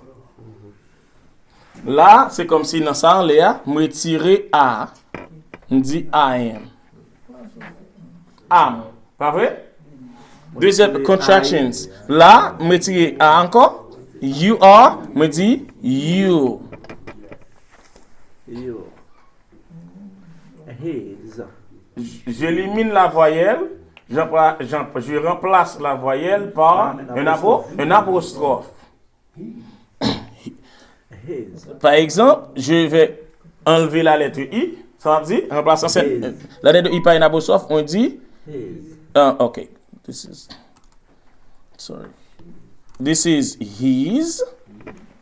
Pas vrai? Ensuite, je dis she's. She's my daughter. Pas vrai? She's my daughter. She's my daughter. Moi, je dis she is, je dis she's. She's my daughter. Yeah, c'est ma fille. Pas vrai? She's my sister. C'est ma sœur. Pas vrai? He's my friend. He's my friend. C'est mon ami. All right? It's my friend. It's my pen. Pas vrai, monsieur? Yeah. It's. On n'a pas dit it is, moi dis it's. Est-ce que vous avez remarqué ça? Yep. It is, je dis it's. It's my dress. It's my dress. We are, au lieu de dire we are, je dis we're friends. We brothers. We brothers. We are brothers. You can say that. We are all brothers. Mhm. Yeah, we are all brothers. Okay? All say two. Okay? We are friends. When say we friends. But we say we friends. Okay? We're friends. You are your doctors. Vous avez monsieur? They're journalists. So, nous, pour faire contraction, c'est remplacer, par monsieur, remplacer la lettre par un apostrophe. Par monsieur, et puis nous remplacer la lettre là par apostrophe. I am, I'm. You are, you. She is, she's. He is, his. We are, we're. You are, your. They are, their. Dans le langage courant américain, il n'a pas utilisé de forme, il plus utilisé forme contractée. C'est-à-dire que quelquefois, il parle, pas attendez, pas vrai? Il dit, we sisters. We sisters. The brothers. Yeah, the brothers. Say, we are sisters, mais il dit, we sisters. The brothers. The friends. We friends. We friends. Like say, we are friends, but we say, we friends. Okay? You understand? I'm a journalist. Okay? I'm a doctor. I am a doctor. Okay? I'm a doctor. I'm an engineer. She's a nurse. She's a nurse. She's a nurse. She's a nurse. She's right? She's a nurse. Right? She's a nurse. Okay? She's a cook. Cook. What does that mean, cook? If you know how to prepare food, you're a good cook, right? Okay? He's a good cook. Okay, he's a good cook. Right, Monsieur Ravé? He's a good cook. He's a good cook. My brother is a good cook. My brother is a good cook. My brother is a good cook. Right? Okay? All right. En anglais, on est ça, subject pronoun, nous connaissons ça, les pronoms sujets, nous connaissons I, pas vrai? You, he, she, it, we, you, they. Right? On parle d'un garçon, m'a dit his. Pas vrai? He, pas vrai? He, garçon. She, fille. It, chose animal. We, you, they. All right, you get that? Okay? All right. So, si m'a dit moi pas un docteur kounya, negative form. I'm not a doctor. Negative form. I'm not a doctor. I am not a doctor. Pour le verbe to be, on ajoute le mot not après quoi? Après le verbe d'auxiliaire. Après l'auxiliaire. I am not a doctor. She is not a nurse. We are not friends. They are not Haitians. They are not Haitians, right? Or, on va montrer comment on va faire négation là. On allait? Example. Ça c'est exemple. Monsieur, on allait. On prend négative forme là. Negative form. On dit I am not. Ou contracté, il a dit I am not or I am not. L'a toujours été comme ça parce que pas contracté, mais il y a une forme qui int là n'est pas en forme qui formelle. I ain't. Yeah. Mais you are not, regardez pour nous monsieur. You are not. Comment on a mettre la forme négative contractée là pour moi? You're not. Bon, on va doubler tête nous, on mettre la forme négative avant après ça m'a fait ça. Comment on dit li pas son garçon? He is not. Et si son fille m'a dit li pas? She is not. C'est m'a dit pour une chose, ça m'a dit it is not. N'a dit pour tout le monde, we are not. You are not. They are not. Wow. That's good. Même ça te fait pour contraction, hein? Pour premier forme, on appelle pour deuxième. Teacher, excuse me. Yes. I'm going to the restroom. You're going to the restroom. Good. No problem. Monsieur Ngalibonwe. Si je dis I am not a doctor, je fais la femme contractée, ça me dit. Je suis capable de dire I'm not a doctor. Si je dis tu n'es pas un avocat. Ça me dit tu n'es pas un avocat. You are not a pas lawyer, monsieur, c'est lawyer. Lawyer. Et là, vous quittez pour faire négligence, vous dites là, c'est menteur. I'm not a lawyer. Ok, I am not a lawyer. Monsieur Smart dit, you are not a lawyer. Mettez la femme contacter moi. You are not a lawyer. You're not a liar. You're not a liar. Je suis capable de dire, you're not. Bravo, monsieur. Yeah. Ok, ça veut dire que je vais retirer voix là. Yeah. Bravo, monsieur. Yeah. Eh bien, pour ça, tout le monde a retiré voix là derrière tout. Non, not là. Je vais le montrer. C'est ça, dit, you're not. Ok, je retire ça. Je m'élimine voix là. Bravo, monsieur. Je remplace le par un apostrophe. Bravo. Je dis, you're not a lawyer. Ou bien tout me fait comme ça. Regardez, je toujours quitter A. A-R-E. Y'a monsieur, on va montrer nous allons faire l'autre façon. On allait. Nous allons dire you are went. You're right. You aren't a doctor. You aren't. A doctor. You aren't. You aren't. You aren't a doctor, right? Yeah, You aren't a doctor, right? You aren't. Et si son fille, qu'on a dit she is not. She is not. She isn't. Ça comprend? She isn't. Ouais, she's a doctor. She isn't. She is not. Ça me fait monsieur, me retirer ça. Je vais retirer apostrophe là, mettez le par apostrophe. Me dit she isn't a nurse. No, it's not. She isn't a nurse. She isn't. My wife isn't a cook. My wife isn't a nurse.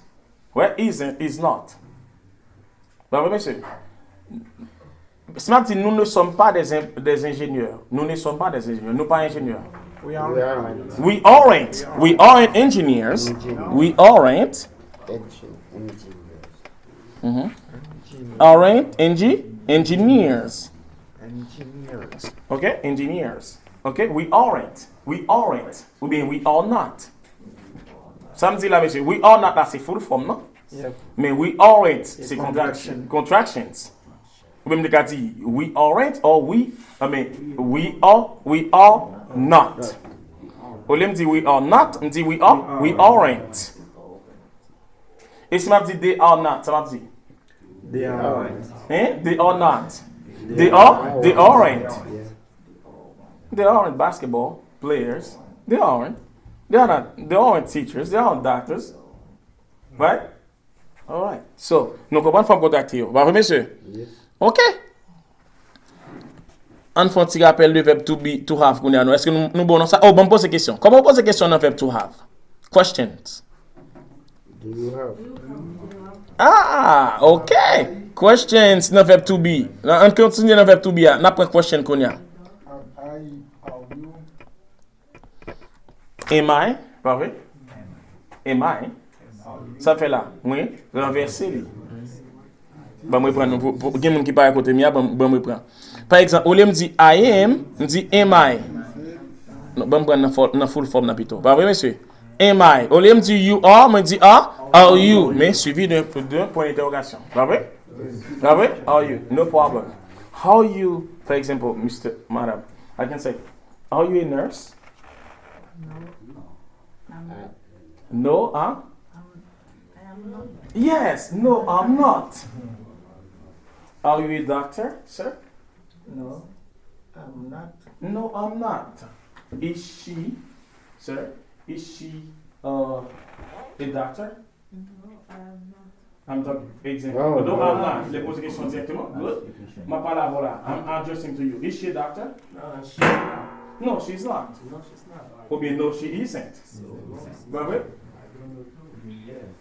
Are you, is he an engineer? I don't know. I have no idea. Yeah. Je ne sais pas. D'accord. Aucun poser une question?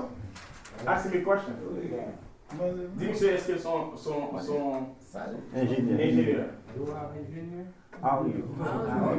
C'est ça même nous comprenons là. L'on pose une question à la forme interrogative, vous dit are you?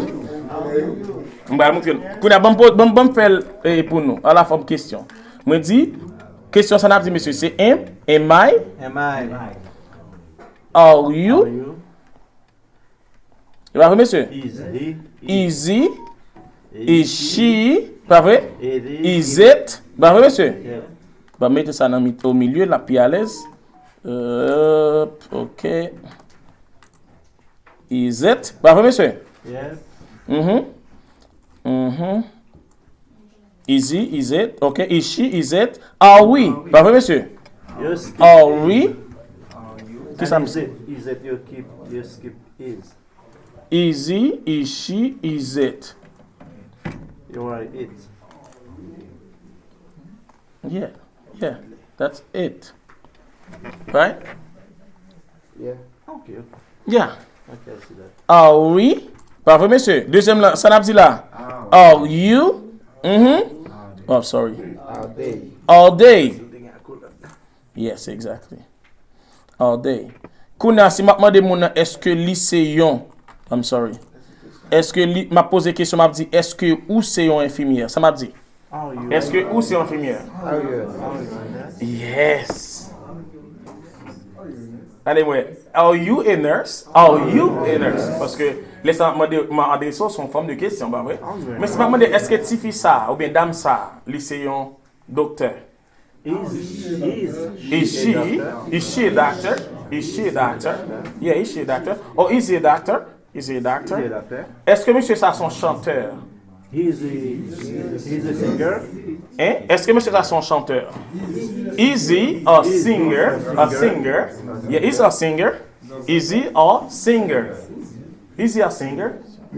Si je me demande, est-ce qu'on son basketball, un joueur de basket? Est-ce qu'on son joueur de basket? Je ne parle pas avant, directement, est-ce qu'on son joueur de basket? Ça me dit? Non, je ne parle pas directement. On allez, ça me dit mon nom. Êtes-vous un joueur de basket? Ça me dit? Bah, on doit répondre non. Posez la question d'aller. Are you a basketball player? Est-ce que comment ça veut dire? Are you a basketball player? Yes. Vous voyez, monsieur? Maintenant, on décide directement. Mon nom dit, are you a basketball player? Et si je dis, est-ce que monsieur ça son joueur de basket? Is he a basketball player? Est-ce que moi j'aime poser cette question-là? Allez, moi. Is he a basketball player? Is he? Is he? Et c'est fils et demoiselle Smarty. Est-ce que demoiselle Smarty? Is she a basketball player? Est-ce que sont infirmières? Is she a nurse? Is she a nurse? Ah ouais? Is she a nurse? Pour la caméra. Vraiment, est-ce que dame ça mariée? Moi, si dame ça mariée. Est-ce que dame ça mariée? Is she married? Is she married? Mais ça va c'est tellement avec ça. Ok, m'a dit est-ce que monsieur ça marié? Monsieur ça est-il marié? Is he married? Laisse-moi parler directement avec monsieur, ça m'a dit. Are you married? Yes, I'm married. Yes, I'm married. Est-ce que vous comprenez? Ok. Et si m'a dit monsieur ça, il n'est pas marié. He's not married. He is not married. Si m'a dit il est marié. He's married. He's married. Ok. Mandel, est-ce que le marié qu'on a? Are you married? Yes, I am. Yes, I am. Est-ce que vous comprenez? Ça veut dire verbe to be, il faut nous capables jouer avec lui, virer le tourner. Is she, are you, am I, are... Et, bon, mon dernière question. Est-ce que monsieur ça a ses amis? Maman, est-ce qu'ils sont des amis? Est-ce qu'ils sont amis? Are they friends? Est-ce qu'ils sont amis? Are they friends? Are they friends? Are they friends? Ok, maman, monsieur ça, est-ce qu'ils sont d'Haïti? Maman, monsieur ça, est-ce qu'ils sont d'Haïti? Are they from Haiti? Est-ce que vous êtes de Haïti? Ça va me dire? Yes, I know. But maman, tu voulais me poser, monsieur, ça, est-ce que c'est d'Haïti? Ça va me dire? Comment? Je vais demander à ce monsieur, est-ce qu'il vient d'Haïti? Are you from Haiti? Are you from Haiti? Yes, are you from Haiti? Maman, monsieur, est-ce qu'ils sont haïtiens? Ça va me dire? How you Haitian? Maman, monsieur, madame, ça, est-ce qu'elles sont haïtiennes? Madame, ça, est-ce qu'elle est haïtienne? Is she Haitian? Ok, est-ce qu'elle est mariée? Is she married? Ok. Qu'on a demandé est-ce qu'elle est Simone? Est-ce qu'elle est Simone? Ça n'a dit? Ça, c'est l'autre chapitre. Ok. On compte ça? Ça, c'est l'autre chapitre. Ça, le verbe to have. Maintenant, I understand. Ok. Verb to have parlait de possession. Ok. When we use to have, we talk about possessions. Lorsque vous possédez quelque chose, ce n'est pas le verbe être qu'on doit utiliser, c'est le verbe avoir. When you have something, that means you possess something. This means, okay, you get something, you have something. You're not going to use to be, now you're going to use to have. Quand on pose une question, on dit, avez-vous des enfants? M'a dit, do you have children? Do you have? So, on allait pas le verbe avoir, on allait. Let's review verb to have. Verb to have. Let's review to have class together. Let's go. I have. You have. On allait encore. You have. He, she, it has. He, she, it has. We have. You have. You have. They have. Okay. Si m'a dit j'ai deux enfants, m'a dit I have two kids, vrai? Two kids or two children. I have two kids. Kids c'est enfant aussi. Si mon petit yo les kids, vrai? I have two kids. Vrai? I have two kids. One kid, two kids. Monsieur. Mais si c'est pour un petit monde, dit one child or two children. Allez, moi, I have one child. Monsieur. Repeat after me. I have one child. I have two children. I have three children. Four children. Five children. You comprends? Okay. Child. Singular. One child is singular. But children is plural. Depuis le départ, c'est une, c'est children. One child, two children. Five children. 10 children. Okay? But one kid, two kids. So, laissez nous mettre pluriel, laissez nous mettre S, c'est vrai? Nous allons parler de pluriel l'autre fois. Ma conclu pour me faire un dernier review avec nous avant de rentrer dans cardinal numbers and ordinal numbers. But I don't know if I will have time. Okay, it's 50. Almost there. Okay, classe, on allait. I have a car. Allez, moi. I have a car. Moi, posséder une machine. J'ai une voiture. I have a wife. Bon, monsieur, I have a wife. Oui, j'ai ma femme. J'ai une femme. I have a wife. I have a watch. Yes. Posséder libre, oui. Yeah. How many wives do you have? How many wives do I have? Yes. You say you have only one wife? That's a funny question. I don't trust in that. No, that's a funny question to ask me. That's a funny question to ask me, right? Are you married? I am not married yet, but I have a partner. I have a fiancé. Okay. I have a fiance, so I have my partner. She's a white person. Yeah, You are a good person. yeah, If yeah. you have only one wife. Yes. He's One. Yes. One.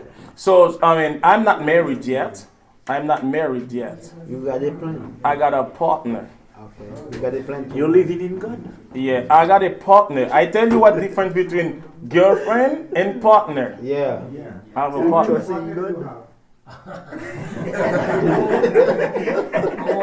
Funny questions. Funny questions. I am not yet. I'm not married yet. Je ne suis pas encore marié. I'm not married yet. You will get married on time. Yes. If I say yet, de pourquoi pas le mot dit mon yet, c'est comme si ou gen plan. You will get married on Si me dit I'm not married, m'ba marié, c'est fini. C'est comme si pas connaît si m'a marié tout. Mais si me dit I'm not married yet, ça veut dire que m'poko marié. I'm not married and I don't get married. If you say I'm not married, it's like I'm not married, but I won't get married. So, moi pas marié, m'pas pral marié tout. I'm not married, I won't get married. Or bien I'm not interested in being married. But when I say I'm not married yet, that means I have the intention to marry. Yeah. I have a plan on my mind one day to be married. I will never marry. Don't say that. Don't say that. You never know. Okay. You never know. Don't say that. There's residence in there. Oh. No. There's another thing I want him to know. Not like that. You will never know in life, okay? So you may choose not to be married. That's your position. So that's a position, monsieur. Il peut marier. That's okay. He married. Okay. I'm married. You are married? Yeah. Okay, that's good. But it's okay. It's okay. If you wanna be married, it's your choice. Yeah. If you don't wanna be married, it's your choice. Yeah. Right? Chaque personne qui a un choix dans la vie. We all have our own choices in life, right? That's your position. Okay? But it's okay if you're married, it's okay if you're not married. Okay? Okay. But excuse me for saying that. But it's okay. All right. All right, Excuse monsieur. me, teacher. It's all right. It's all right. We're friends, right? Yeah. We're But friends. people know that there's the residence in the street. Yeah. I don't know. I don't want to talk about this. Any residence in the street. I don't know. I don't want to talk about this, okay? It's what I know. If you are married, you choose to marry a I person, don't like that. or you don't choose to marry a person. That's your life. That's your own choice. Okay? I need to respect your choice. I need to respect your position. You can marry whoever you want. If you don't choose being married, it's your choice. It's your choice. Okay? All right. So that is to say, my friend, it's okay if you're not. It's okay too if you are. Okay? Yeah. Okay. All right. So verb to have, monsieur, c'est pour parler d'une possession, l'orgon bagay. J'ai un cahier, I have a notebook. J'ai un rendez-vous, I have an appointment. Okay? J'ai une fille, I have a daughter. J'ai un garçon, I have a son.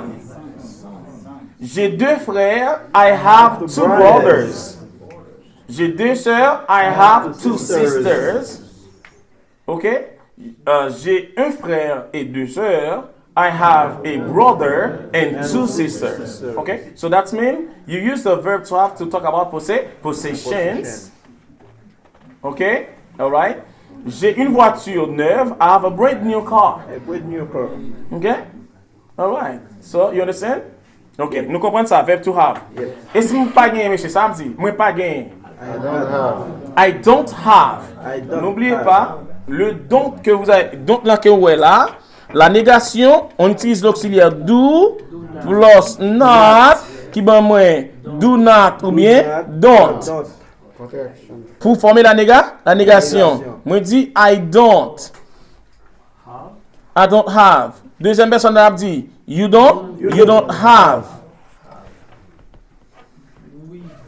Ça n'a dit pour troisième personne, monsieur, c'est he, she, It, ça l'a bien là. Doesn't have.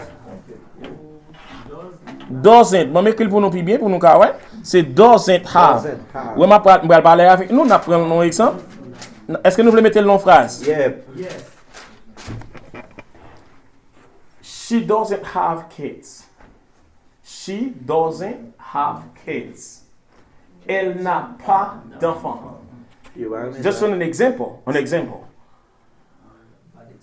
I don't have a car. I don't have a car. She doesn't have brother. She doesn't have brother, right? Yep. He doesn't have money. She doesn't have house. He doesn't have money, or she doesn't have a house. A house. She's homeless. She's homeless, right? She doesn't have a house. So doesn't, c'est pour troisième personne singulier. Third person of singular, you need to use doesn't. I don't have, you don't have, but he, she, it doesn't have. You can say does not. You can say does not, exactly, but that's a full form. Yeah, full form. Okay, but when you say there's doesn't, is a contracted form. Okay, that's the contractions. Okay, pas oublier les parler de la troisième personne singulier, monsieur, faut nous mettre doesn't, au lieu de dire donc, pas vrai? Bon, quand dit she don't drink coffee. Il dit le langage littéralement après il y a un natif qui dit quelqu'un monde qui dit mais il pas grammatical. Li bon, il moun yo dit il me comprend non.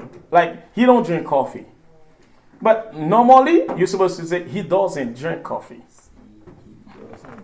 Teacher, they don't know about that. Only pour blanc Didn't. He didn't. No, but no, say didn't. I didn't go. I didn't go. Like didn't. Did not. Non, mais c'est dit que maintenant. Maintenant didn't. Mais tellement dit vite dit didn't. I didn't go. I didn't. Okay? Alright? So nous comprenons. Proverbe tout là. Okay? So si on pose la question, on va demander est-ce que il gagne? On va finir là monsieur parce que je dis là on va l'empiler devant nous, on va me 2 heures de temps tout. Et nous empiler bagaille tout non. Yep. Si m'a dit est-ce que vous avez un enfant? Avez-vous un enfant? M'a dit do you have a child? Ou bien do you have children or do you have kids? Mais si m'a demandé est-ce que madame ça gen ti moun? M'a dit does she have children? Have. Malé me dit does she, mais c'est have. Parce que does, l'expression, l'auxiliaire does a déjà pris la marque du singulier. Ou l'autre dit does she has, non. It doesn't, it's not good. Ok, bon mal pile là. Ok, on a pile là. Does she have kids? Does she have, pas has non, have kids. Parce que le does a déjà pris la marque du singulier. D'accord? Pas qu'à mettre double singulier. Ok. Does she have? Si m'a dit comme ça, est-ce que frère là il gagne Timoun? M'a dit, on a dit moi. Est-ce que ton frère a un enfant? Does he have? Does he have kid? Does he have kids? Okay? And does he have a kid or does he have kids? Mais là, si on m'a dit, est-ce que ton frère me dit, does your brother have? Does your brother have? Ça me dit là, monsieur? Does your brother have? Est-ce que c'est on la gagne? Ça m'a dit, does your sister have? Vous comprenez? Est-ce que si garçon l'a gagné? Does your son have? Est-ce que petit ou fille l'a gagné? Does your daughter have? Vous comprenez, monsieur? Semaine prochaine, ma font une révision sur verb to have, verb to be more. And then next time we're gonna see the numbers and I'm gonna show you how to ask questions. On va montrer nous qui nous poser questions. Because et pas toute façon poser questions, et pas tout leur utiliser verb to be, c'est pas tout leur utiliser verb to have, pas vrai? Okay. Thank you so much for coming. I'm very glad to have you. I hope you learned something with me today. Okay? So, I can't wait for you to practice that with me when you have time. And if you have found a friend, don't forget to practice.